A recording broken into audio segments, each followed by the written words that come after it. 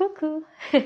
Hi everyone! So on this video, pag-uusapan natin yung visa journey na nangyari throughout their process until makasama na niya yung future French spouse niya or yung fiancé niya. For the first part of this video, ang gusto kong malaman niyo muna is about my client's background. Okay? So for the Filipina applicant, number 1, she's a teacher. Pangalawa, she had never been outside the Philippines, meaning wala pa siyang travel history. So, this is her first time to travel outside the Philippines. And pangatlo, she's a breadwinner and yung income niya came from her employment sa Pilipinas because she's a government teacher. And actually, wala siyang any properties under her name, diba? So, doon pa lang super tricky na kasi even after having her employment, pero kasi wala siyang properties na maipapakita, then at first, they were a bit skeptical. Pero kasi syempre, case-to-case basis diba? So, every applicant has their own story to tell. So, meaning, every applicant has their own documentations then to provide. For as long as you don't overdo or you don't submit excessive documents na wala namang sense sa application mo. Okay? So yeah, that's her background. And actually, when we were on the process of doing her application, she was still employed. But then, yung conflict lang dito is, she's not allowed to leave the country or to have a vacation leave for more than a month, diba? So what we did is, I let her decide. I let her choose between her life career in the Philippines or yung pangarap niya na pakasalan yung taong gusto niyang makasama habang buhay. So, it was not my decision to make. So, for me, I just asked and I was just here to propose and to give advices. Pero, yung final decision talaga in terms of course, personal career, personal life of my clients, I let them decide for that. Kasi, this is their life, you know. So what I can really do is to offer them options and they have all the decision to make. So ayun, just to have a clear description and para may klarong application siya for her visa, so I let her decide.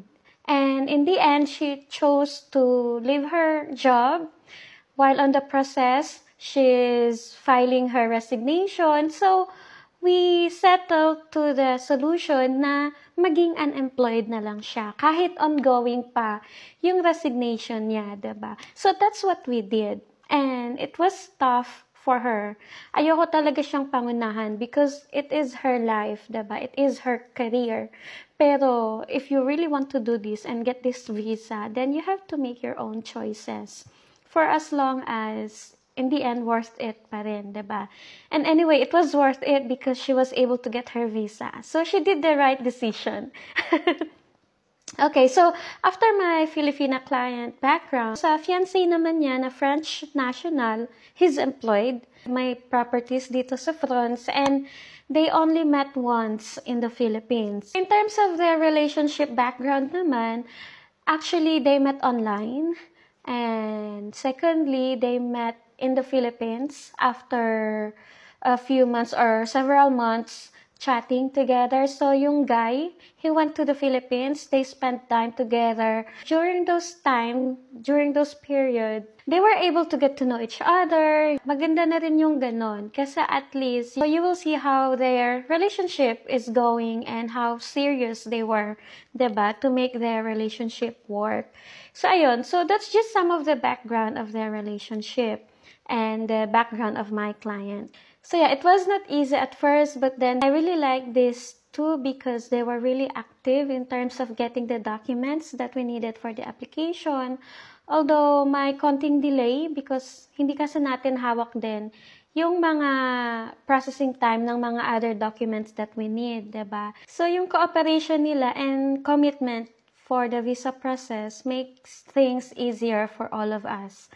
And in the end, it was all worth it because they were able to get the visa approved. So, kudos talaga for both of them. So, moving on, between May and June, this was the period wherein we collected all the documents in terms of the requirements from the embassy, translation, civil registry documents. We put all the effort in gathering all the papers for the marriage visa.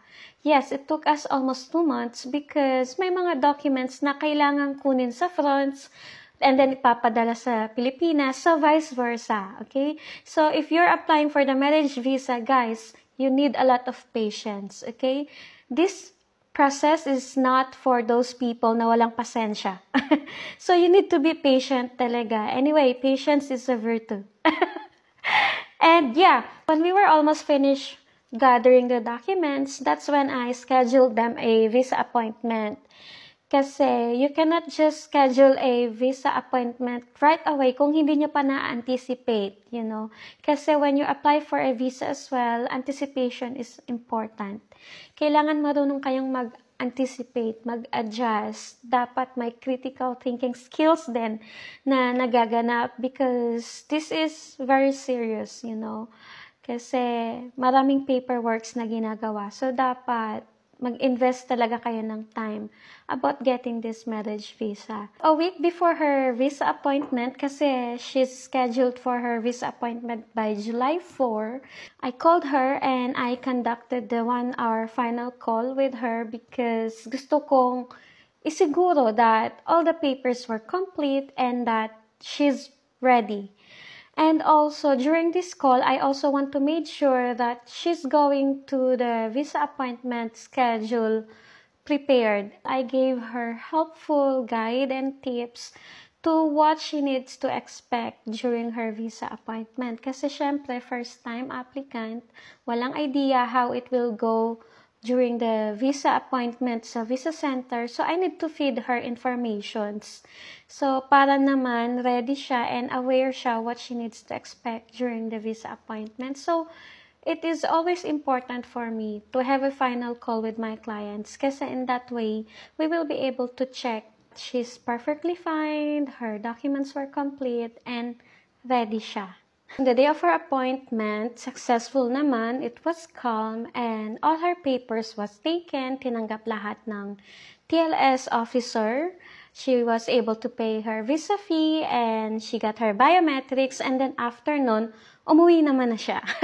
So, we just waited for the visa to process after submitting her application. All we had to do was to wait for an update. And how did we know about the process? Kung nasaan na yung passport, we checked online sa mismong website ng TLS. And gladly, when the passport arrived, it was good news. So it's like super amazing kasi after all the paperworks, after all the expenses that they need to pay, after all the efforts and everything, it was all worth it. We were able to get the visa. So everything was paid off. So it was just really a matter of wanting something, you know. Kasi if you really want to get that visa, kasi feeling mo, deserve mo talaga yan, then you just really have to work for it, diba?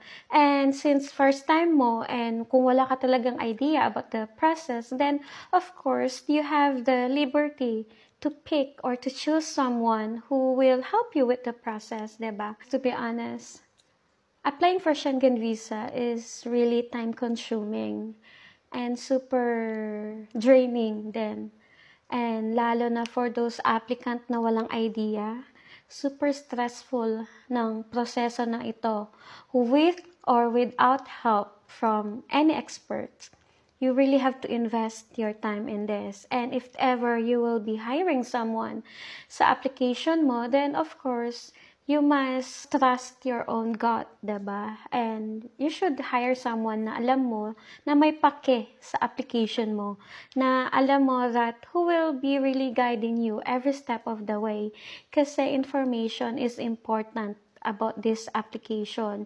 So, just make sure then that if ever you will be hiring someone, hire someone na may experience, hire someone that really cares, diba?